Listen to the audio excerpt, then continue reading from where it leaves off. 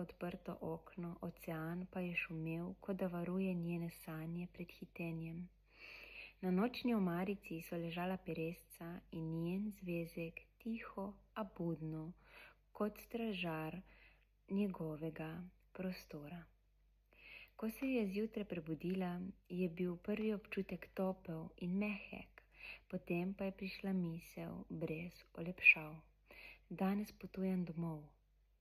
Za trenutek jo je stisnilo v prsih, ni bil tisti stari krč, ki bi jo potegnil v paniko, ampak bolj nežna žalost, ki se oglasi, ko se končno dovoliš čutiti, da ti je nekaj lepo. V redu je, si je šepnila, v redu je, da me zaboli, to pomeni, da sem živa. V kopalnici si je umila obraz in opazovala svoje oči v ogledalu. V njih ni videla več starega bega, videla je žensko, ki zna biti ranljiva in se ne sesuje. Videla je žensko, ki zna reči, to je pomembno, brez sramu. Tako, pobožalo nas je poglavje 36 in to poglavje je v meni prebudilo še eden pritok in me prav zanima, kakšen pritok bojo zašepetale angelske karte na slišano temo. Pa da vidimo, kateri angelski šepet bo prišel skozi moj pretok na slišano temo, ko je Lana sebi povedala, da si dovoli ranljivost in da je tudi tako v redu.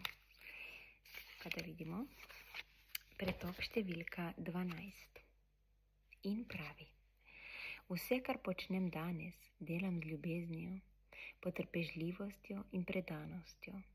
Ne dvomim vase in svoje odločitve.